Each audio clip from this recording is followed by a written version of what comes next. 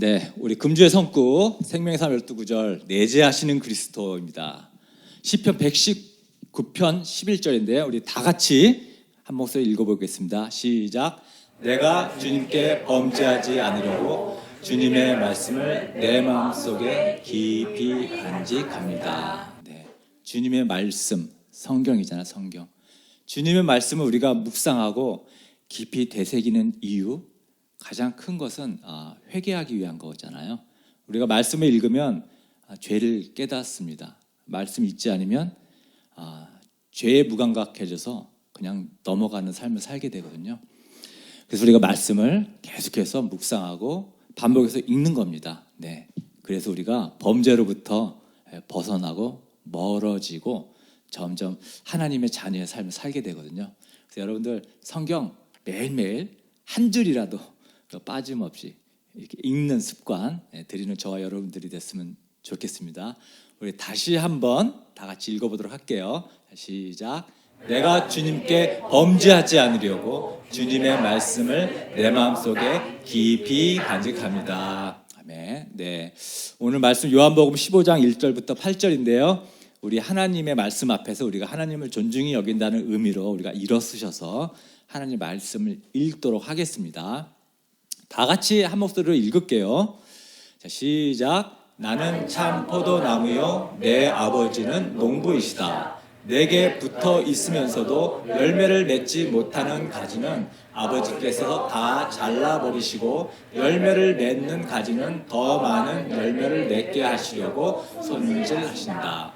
너희는 내가 너희에게 말한 그 말로 말미암아 이미 깨끗하게 되었다. 내 안에 머물러 있어라. 그리하면 나도 너희 안에 머물러 있겠다. 가지가 포도나무에 붙어 있지 아니하면 스스로 열매를 맺을 수 없는 것과 같이 너희도 내 안에 머물러 있지 아니하면 열매를 맺을 수 없다.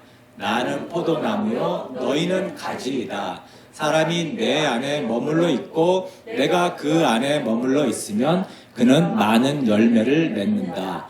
너희는 나를 떠나서는 아무것도 할 수 없다.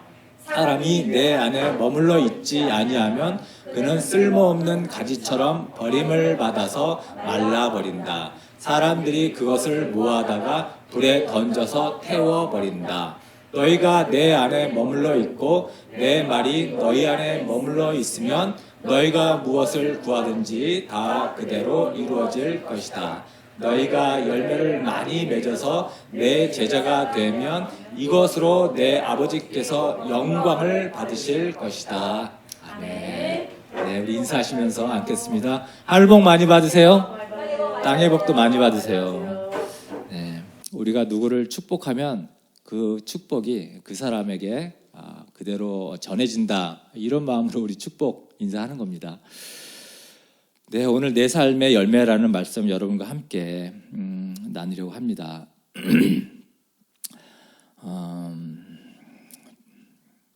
우리가 열매를 맺는다라는 말 참 많이 해요. 신앙생활을 하다 보면은 열매 맺는 삶, 또 예수님을 닮는다 이 말이 이제 동일하게 열매를 맺자, 열매를 맺는다, 열매 맺어간다, 예수님 닮아간다, 이게 같은 의미입니다. 동일한 말이에요. 이 열매를 맺는다라고 할 때 열매 맺는다라고 하는 구체적인 그 내용이 갈라디아서에 나오거든요. 갈라디아서 5장 22절 23절 보면은 저게 이제 성령의 열매 저 9가지인데요. 우리 같이 한번 읽어볼까요? 자, 시작. 그러나 성령의 열매는 사랑과 기쁨과 화평과 인내와 친절과 선함과 신실과 온유와 절제입니다. 네, 성령의 열매 9가지입니다. 그래서 우리가 예수님을 나의 주님으로 고백하고 예수님의 자녀가 되면 그 순간 성령님이, 거룩한 성령님의 영이 우리에게 임하시잖아요.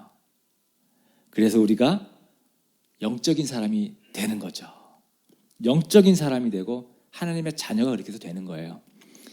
그렇게 되면 그 다음 우리 안에 들어오신 그 성령님이 움직이기 시작하세요. 그래서 우리에게 선한 욕구를 주시는 거예요. 그래서 뭔가 내가 하나님의 자녀답게 살고 싶고 또 이 세상에서 뭔가 의미 있는 삶을 살고 싶고 다른 사람에게 의미 있는 존재가 되고 싶고 이런 마음이 생기기 시작합니다. 그리고 또 그런 마음을 주실 뿐만 아니라 그렇게 살아갈 수 있도록 능력도 주세요. 할 수 있는 힘도 주세요.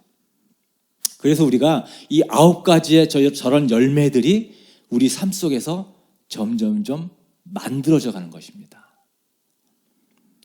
그래서 우리가 사랑하는 사람이 되고요.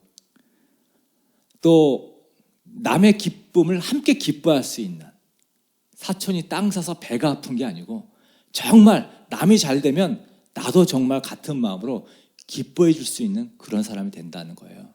그리고 언제나 화평 가운데 내가 있는 곳에는 늘 평안함과 화평이 있는 그런 존재가 되어가고요. 그 다음에 인내할 줄도 알고 또 친절한 사람이 되고요. 또 선한 사람이 되고요. 또 약속도 잘 지키는 그런 신실한 사람이 되고 온유한 사람이 되고 또 절제하는 그런 사람이 우리가 되어가는 거예요. 이런 사람들을 우리가 참 성령의 열매가 있다. 참 성령의 열매가 풍성한 사람이다. 이렇게 얘기를 하고 또 우리가 저렇게 저 열매를 향해서 우리가 열매를 맺어간다. 이렇게 이제 얘기를 합니다. 물론 우리는 이제 저런 9가지 성령의 열매, 예수님을 닮아가는 삶, 우리는 닮아가는 과정 중에 있는 거지 우리는 절대 저렇게 완성된 사람이 될 수는 없죠. 오직 딱 한 분 빼고 저런 9가지의 온유한 모든 성품들을 열매들을 가지신 분, 예수님. 예수님만이 저 9가지 열매들을 완전히 소유하시고 진심입니다. 그래서 우리가 예수님을 닮아간다, 열매를 맺는다 이런 말을 해요. 왜 하필이면 열매일까? 열매. 왜 하필이면 그 예수님 닮아가는 것을 열매라고 했을까? 여러분, 제가 예전에 투병 생활을 하느라고 3년 동안 진안에서 살았잖아. 시골에서. 저는 1살 때 서울로 올라왔기 때문에 시골이 뭔지 몰라요. 뭐 아무것도 몰라요. 근데 이제 투병 때문에 어쩔 수 없이 시골 가서 살았잖아요. 근데 시골에 가니까 거기는 뭐 심고서 먹질 않으면 안 되더라고요. 그래서 이것저것 씨앗을 사다가 심는단 말이에요. 근데 심으면 놀랍게도 처음에 나는 싹들이 다 똑같아요. 분명히 나는 다른 종류의 그 채소들을 심었는데, 나무 씨앗을 심었는데, 그 나오는 싹이 다 똑같아요. 정말 다른 거 하나 딱 있는데 파만 다르더라고요. 파만 빼쭉하게 나오고 나머지는 다 이렇게 넓적하게 나오는데, 근데 자라면서도 조금씩 자라긴 하는데, 자라면서 모양이 달라지는데 이게 도대체 무슨 나무인지 내가 심어놓고도 모르겠어요. 근데 나중에 가서 딱 보니까 고추가 달리는 거 보고서 이게 고추나무였구나. 또 고추나무랑 진짜 똑같이 생긴 나무가 가지나무거든요. 가지가 열리는 걸 보고서 이게 가지였구나 이렇게 아는 거예요. 또 콩, 메주콩, 노란 콩 있잖아요. 콩에 열매가 열릴 때 이게 콩나무구나. 열매를 보고서 알게 되더라고요. 그러니까 우리도 저 사람이 예수님 믿는 사람인가 아닌가 우리가 열매를 봐서 알지 겉으로 봐서는 절대 모릅니다. 절대 알 수 없어요. 그래서 우리가 다른 사람의 어떤 신앙이라든가 믿음에 대해서 절대 판단하면 안 되죠. 무엇을 봐서 아느냐? 열매를 보고 안다는 거예요. 열매. 저 사람이 크리스찬이구나. 9가지 저 열매를 봐서 우리가 알 수가 있습니다. 예수님 믿는다고 하는데 맨날 이기적이고 그 사람만 있으면 분위기 험악해지고 그런 사람들 있잖아요. 가끔씩. 그럼 우리가 저 사람이 정말 예수님 믿는 사람일까? 열매가 보이지 않는데 그런 생각 같죠. 우리가 예수님을 영접하면요 반드시 열매를 맺게 돼 있습니다. 여러분, 봄에 씨앗을 심고 여름에 그 장마에 비에 온갖 풍파를 겪으면서 가을이 돼야 드디어 열매를 맺는 것처럼 저 9가지 열매들이요, 우리의 온갖 고난과 시련과 우리 삶의 어려움을 통해서 저 9가지 열매가 생기게 되어 있어요. 빨리 안 생겨서 그렇지 반드시 우리가 예수님을 주님으로 영접했다면 저 열매는 반드시 생깁니다. 그렇지 않고서는 그 사람 예수님 믿는 사람이라고 말할 수 없어요. 절대 말할 수 없습니다. 여러분, 과일나무라고 심었는데 과일이 안 열리면 그게 과일나무가 됩니까? 절대 과일나무 될 수 없어요. 그죠? 네, 열매를 맺기 때문에 과일나무가 되는 겁니다. 우리가 하나님의 자녀인지 아닌지, 네, 하나님을 우리가 예수님을 나의 주님으로 고백했으면 반드시 열매가 맺게 되어 있어요. 맺게 되어 있어요. 왜 하나님께서 우리를 구원해 주셨나? 하나님 우리를 구원해 주신 이유가 무엇인가? 열매 맺으라고. 여러분, 우리의 영생은요, 본질이 아니에요. 우리 구원의 본질. 영생은 그냥 덤으로 얻어지는 거고요. 사실은 우리가 열매 맺도록 하기 위한 게 하나님이 정말 원하시는 거예요. 저 9가지 열매가 너무너무 행복을 주거든요. 천국은 저 9가지 열매 속에서 우리가 현재도 누리고 앞으로도 우리가 이 세상을 떠나서 갈 곳에서 누리고, 우리를 구원해 주신 것은 열매를 맺도록 하기 위해서, 그래서 우리를 구원해 주신 거예요. 그래서 성령님을 우리에게 부어주신 거예요. 우리 안에. 그럼에도 불구하고 열매를 맺지 못하면, 우리 나무에 열매가 없으면 좀 가혹한 표현인 것도 같은데 우리 1절 2절에 저렇게 말씀하세요. 네, 나는 참 포도나무여 내 아버지는 농부시다. 내게 붙어 있으면서도 열매를 맺지 못하는 가지는 아버지께서 다 잘라버리시고, 열매를 맺는 가지는 더 많이 열매를 맺게 하시려고 손질하신다. 또 6절에 보면요, 사람이 내 안에 머물러 있지 아니하면 그는 쓸모없는 가지처럼 버림을 받아서 말라버린다. 사람들이 그것을 모아다가 불에 던져서 태워버린다. 네, 열매를 맺지 못하면 불에 태워버리겠다, 잘라버리겠다, 이런 말씀하세요.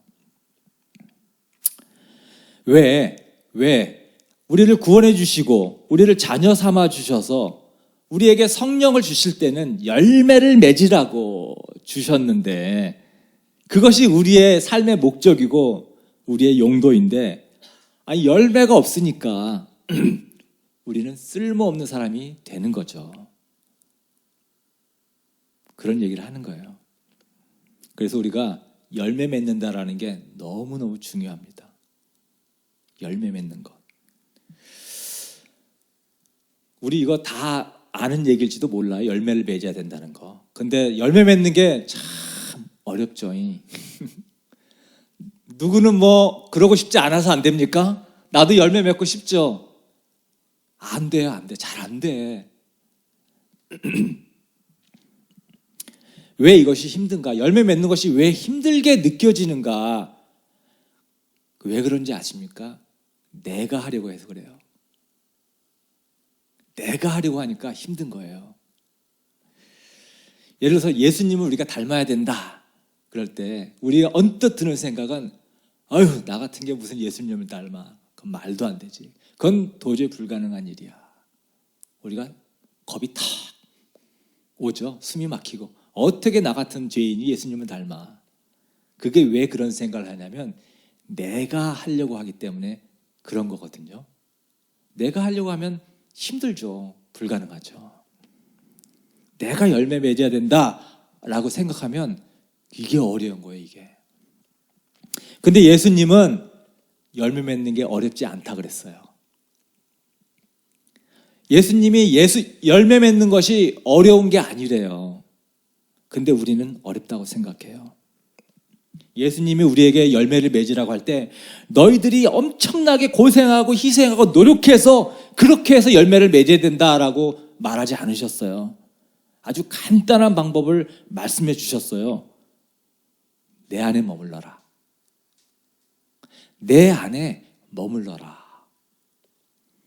여러분 1절부터 우리가 읽은 이 본문의 1절부터 8절까지 내 안에 머물러라 9번이나 나와요. 이 말이. 계속해서 예수님이 내 안에 머물러라, 붙어 있어라, 내 안에 있어라, 내 안에 머물러라. 계속해서 매 절마다 지금 말씀하고 계시거든요.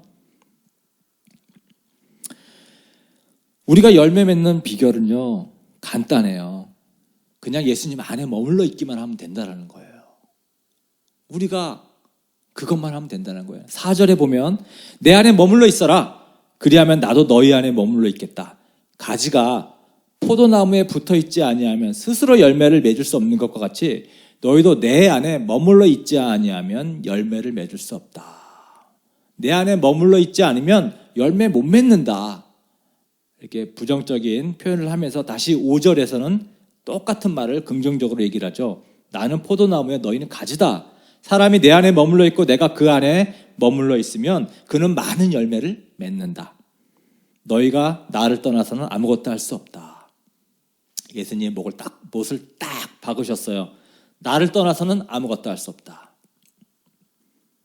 내 안에 머물러 있으면 열매를 맺고 내 안에 머물러 있지 않으면 열매를 못 맺는다. 이게 예수님의 말씀이세요. 도대체 예수님 안에 머물러 있으라는 게 무슨 말이냐? 자, 이제 우리가 이것을 잘 좀 새길 필요가 있겠죠. 아, 예수님 안에 머물러 있기만 하면 된다. 그럼 예수님 안에 머물러 있다라는 게 무엇이냐? 머물러 있다라는 그 말이 무엇이냐? 옛날 성경 번역에는 그 안에 거하라 이렇게 이제 기록되어져 있는데요. 쉽게 생각하면 같이 산다라는 거예요. 내 안에 머물라라는 게. 예수님하고 같이 산다. 그 말이거든요. 그게 머무르는 겁니다. 그러면 예수님 안에 산다, 머물러 있다라는 게 무엇인가? 첫 번째, 시간을 같이 보내는 거예요. 그게 머무는 겁니다. 가장 좋은 방법이에요. 시간을 같이 보내는 거. 우리가 주님 안에 머물러 있기 위해서는요, 예수님하고 시간을 보내야 돼요. 어떻게 시간을 보낼까요? 예수님과 같이 시간을 보내는 방법이 뭐겠어요? 성경 말씀 읽는 것, 그리고 기도하는 것, 이런 거거든요. 이거는 우리가 읽어야죠. 내가 기도해야죠. 이게 예수님 안에 머무는 거예요. 다른 어떤 애쓰려고 뭘 해보려고 하는 것이 아니라 그냥 말씀 읽고 예수님과 기도는 대화잖아요. 이게 예수님 닮아가는 가장 좋은 방법입니다. 우리 사람끼리도 같이 오래 있으면 닮아가는 거 아세요? 우리 청년 중에 내년에 결혼할 친구 이삭이랑 여자친구 어제 이제 그저께 공연 때 봤는데 마스크를 딱 끼고 눈만 보이니까 저는 전에는 몰랐어요. 눈이 똑같아요, 두 사람이. 야, 이 결혼을 앞두고 몇 년 사귀더니 야, 닮아가는구나. 깜짝 놀랐습니다. 여러분, 우리가 그냥 같이 오랜 시간만 보내도 닮아가요. 진짜 우리 김세례 전도사님하고 저하고 이제 25년 됐거든요. 결혼한 지. 25년 됐는데 전혀 달랐어요. 전혀. 생긴 것도 완전히 달랐고 지금은 제가 약간 동글동글해졌는데 얘가 예전에는 이 키에 58kg 완전 해골만 쫙 있어가지고 완전 인상이 날카로워가지고요. 우리 김세례 전도사님하고 나는 완전히 다른, 딱 봐도 전혀 다른. 근데 요새는 이렇게 우리 와이프가 다른 사람하고 이렇게 대화하는 거 가만히 들어보면 기도 제목 나누거나 교회 여러 가지 일 또 앞으로 사역 얘기하는 거 들어보면 야, 내가 생각하는 거랑 진짜 똑같은 얘기들을 해요. 그래서 야, 나랑 진짜 이제는 똑같아져 가는구나. 생각하는 거나 말하는 거나 이 어떤 꿈꾸는 거나 진짜 비슷하구나. 그런 정말 깜짝깜짝 놀랍니다. 근데 더 놀란 거는 요새 제가 자주 들어요. 우리가 닮았대요. 나는 한 번도 그런 생각 해본 적이 없고, 아니 전혀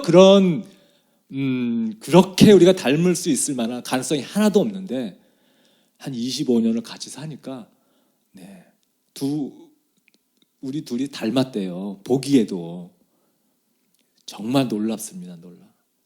그러니까 같이 시간을 보내면 이렇게 닮아가는 거잖아요. 사람도 하물며 이러는데 우리가 예수님 닮아가려면요, 그냥 예수님하고 시간 같이 보내는 것, 이게 최고입니다.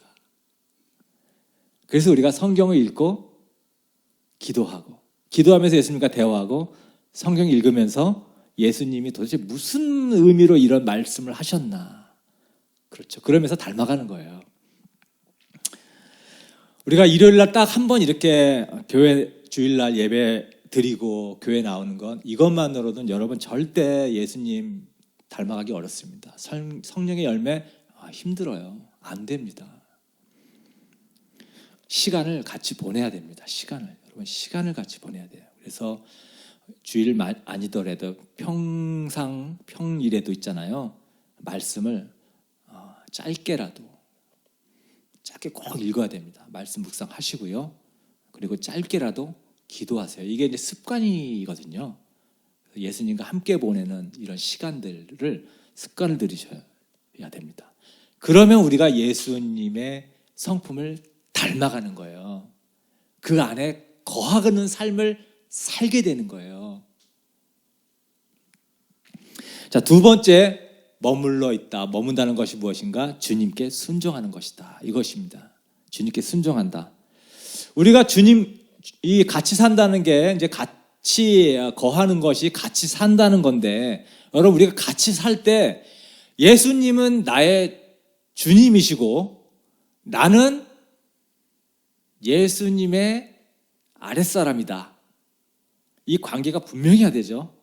이게 안 되면은 집안에 주인이 2명 있으면 이거 싸우고 절대 같이 못 삽니다. 그래서 자녀들이 부모님 밑에 절대 같이 못 살겠다 해서 집 나가는 게 괜히 나가겠어요? 자기 마음대로 못 사니까 나가잖아요. 우리가 주님과 같이 거하기 위해서는요, 주님이 내 인생의 주인이고 나는 주님의 종이다. 이 관계가 명확히 쓰지 않으면 절대 같이 못 삽니다. 같이 살 수가 없어요. 그래서 이런 관계를 분명해야 돼. 그래서 그분이 나의 주인이다. 그래서 나는 그분의 뜻에 따른다. 이것을 분명하게 해야 됩니다. 예수님께서도 요한복음 15장 10절에 이렇게 말씀하셨어요. 너희가 내 계명을 지키면 내 사랑 안에 머물러 있을 것이다. 그것은 마치 내가 내 아버지 계명을 지켜서 그 사랑 안에 머물러 있는 것과 같다. 머물러 있는 비결이 뭐냐? 계명에 순종하는 거다라고 말씀하신 거거든요.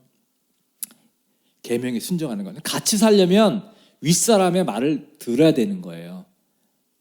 윗사람에게 순종해야 됩니다. 그래야 같이 살 수 있고요. 그래야 기뻐요. 이게 질서가 딱 잡혀야. 그래야 기뻐요. 마음도 편해집니다. 계명이라 그러면 너무 어렵게 생각하지 마시고요. 저거를 쉽게 생각하시면 돼요. 그러니까 하나님의 어떤 소원, 바람, 이렇게 생각하시면 됩니다. 우리가 사랑하는 사람이 있으면 그 사람이 하고 싶은 거, 갖고 싶은 거 우리가 소원 들어주고 싶잖아요. 우리 2월이 여자친구 생기면 여자친구의 소원 들어주고 싶잖아요. 그렇죠? 사랑하는 아들도 그렇고, 또 배우자의 배우자의 생일날이 되면, 야, 우리 배우자가 기뻐할 일이 뭐가 있을까? 그것을 정말 기쁘게 내가 선물해주고 싶다. 내일이 저희 배우자의 생일이거든요. 제가 아주 오늘 긴장하고 있습니다. 무엇을 선물해야 우리 배우자가 기뻐할까? 그렇잖아요. 이 사랑하는 사람에게는 진짜 그분의 소원을 들어주고 싶은 마음이 있습니다.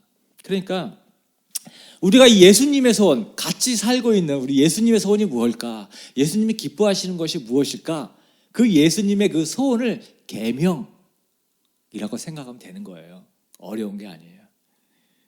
그래서 나의 만족이라든가 나의 보람만을 추구하던 삶에서 예수님이 기뻐하시고 예수님이 만족할 만한 것이 무엇인가? 이렇게 방향을 옮기는 거잖아요. 그게 예수님과 함께 살기 위해서 필요한 거죠. 그렇죠? 중심을 나에서 주님으로 옮기는 거예요. 그래서 그분의 소원을 찾아서 그분에게 기쁨을 드리는 거예요. 그렇기 때문에 남들이 외면하는 일도 내가 할 수 있는 거고요. 그렇잖아. 우리 예수님이 기뻐하시는 일이라면 남들이 알아주지 않는 것이라 할지라도 내가 기쁘게 할 수 있는 거거든요. 왜? 하나님 소원이 거기에 있기 때문에.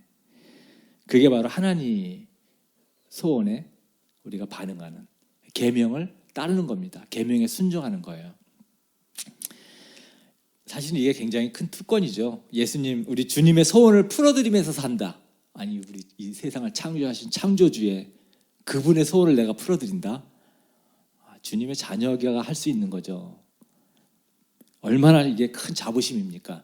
가끔 가다가 우리 아들 삼성 다니는데, 삼성 회사 다니는데 엄청 자랑하는 부모들 있어요. 대기업 다니는 아들, 자녀를 둔 분들이 자랑스럽죠. 저 같아도 자랑할 것 같아요.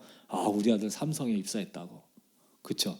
회사 하나 가지고도 이렇게 부모님이 자부심을 갖고 그러는데, 하나님께서, 우리 하나님, 만물을 지으신 우리 하나님, 우리가 이분의 소원을 풀어드리기 위해서 우리의 삶을 이분의 초점을 맞춰서 산다라는 거, 이게 엄청난 특권이고 영광이죠.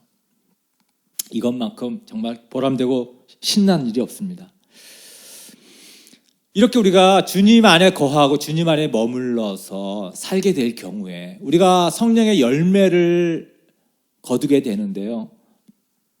예수님께서 지금 이런 열매 맺는 삶을 삶으로써 우리에게 세 가지 축복이 주어진다고 말씀하고 계세요. 그 첫 번째가 절대적인 기도 응답이 온다라고 말씀하세요. 7절에 너희가 내 안에 머물러 있고 내 말이 너희 안에 머물러 있으면 너희가 무엇을 구하든지 다 그대로 이루어질 것이다. 네, 우리가 주님의 소원을 풀어드리는 그런 삶, 그리고 하나님과 항상 대화하는 그런 삶, 이런 삶 가운데서 우리가 하는 기도, 그런 기도들은 응답 안 받기가 어렵다는 거예요. 반드시 응답이 된다는 거예요. 절대적인 기도 응답이라고 제가 제목을 했죠. 절대적인 기도 응답. 우리가 그러한 삶을 살고 있는 가운데서 드리는 기도 응답은 절대적으로 하나님께서 들어줄 수밖에 없다. 실제로 그런 삶 가운데서 드리는 기도들이 응답이 많이 됩니다. 제가 많이 경험을 해요. 이번에도 백석대학교 학교 강의를 열어주십시오라고 기도했더니 너무 기도에 넘치도록 기도 응답을 주셔가지고 무려 2곳이나 강의를 열어주셔가지고, 여러분 절대적인 기도 응답을 받기 원하시면요, 주 안에 거하는 삶, 이런 삶을 사셔야 됩니다. 두 번째 축복은요, 하나님께 영광 돌리는 삶을 살게 된다는 거예요. 우리가 영광 돌리는 삶을 살기 원하잖아요. 우리 시상식 때, 연말 시상식 때 보면 연예인들이 하나님께 영광 돌리고요. 먼저 그다음에 가족들 이름 쫙 얘기하고 그러죠. 저도 그런 거 한번 해보고 싶은데 기회가 없네. 우리가 자주 이렇게 우리가 정말 하나님께 영광 돌리는 삶을 살고 싶다, 이런 고백을 하게 되는 것 같아요. 근데 여러분 꼭 시상식에서 이래야지만 영광 돌리는 건 아니죠. 그것도 하나님께서 영광 받으시지만, 우리 성경에서 하나님이 정말 기뻐하시는, 하나님께 영광 돌리는다라는 거는 마태복음 5장 6절에서 예수님께서 이렇게 얘기해요. 빛과 소금에 대한 얘기를 하시면서, 이와 같이 너희 빛을 사람에게 비추어서 그들이 너희의 착한 행실을 보고 하늘에 계신 아버지께 영광 돌리게 하여라, 이렇게 말씀하셨어요. 우리가 하나님께 큰 영광 돌릴 수 있는 비결, 우리가 하나님께 영광 돌릴 수 있는 순간순간들이 어떤 순간이냐면, 야, 우리 훈식이가 교회 다니더니 달라졌어, 이렇게 얘기하는 거지. 야, 2월이 쟤는 교회 다니면서 그런지 애가 좀 달라.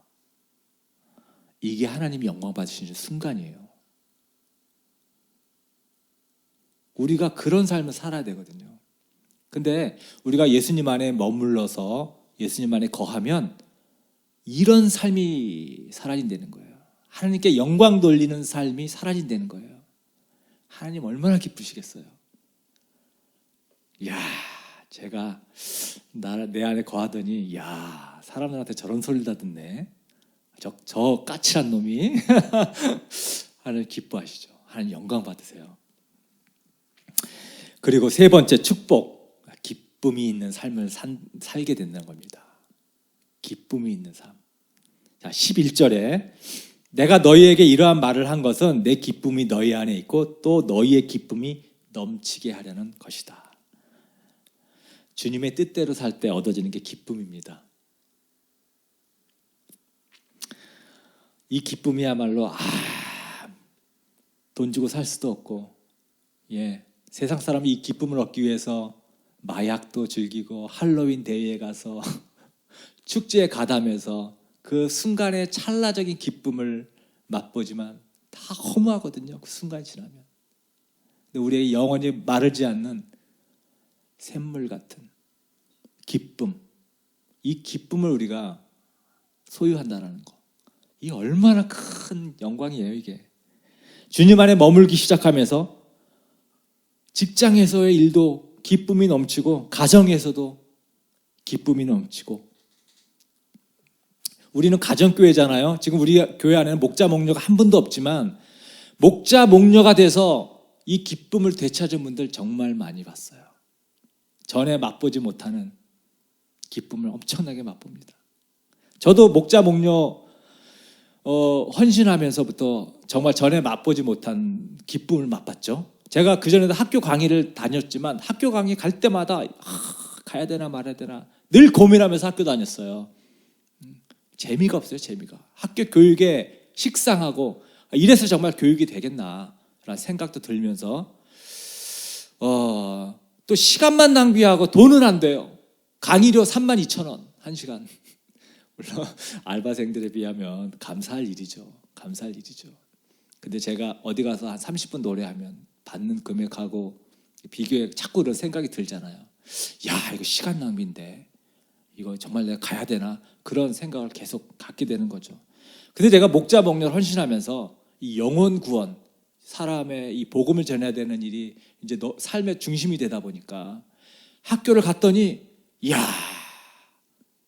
다 영혼 구원해야 될 아이들로 보이는 거예요. 이거 완전히 그냥 밭이에요, 밭. 학교 가는 게 완전히 달라지더라고요. 너무 재밌어요. 이야, 이번 학기에는 어떤 놈을 내가 구원시켜야 되겠다. 이거 뭐 저래가지고 이 하나님을 모르고 기쁨을 모르는 이 불쌍한 청년들 정말 이 기쁘고 행복한 세상 살 수 있도록 해줘야겠다.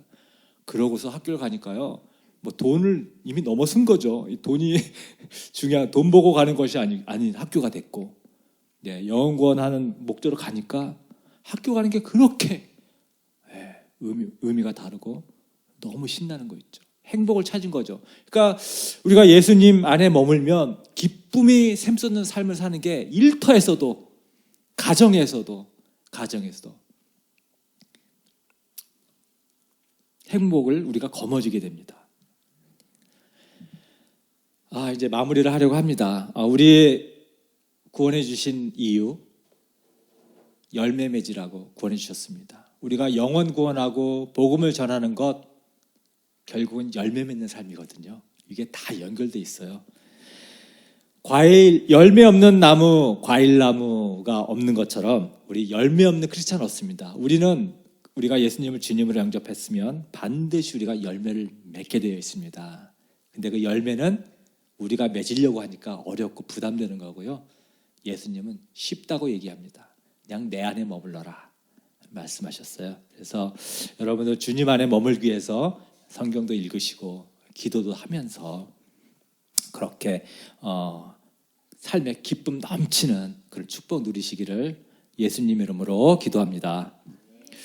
우리 다 같이 또 하나 열매를 바라시며 우리 주님의 마음으로 이 찬양을 다 함께 부르겠습니다.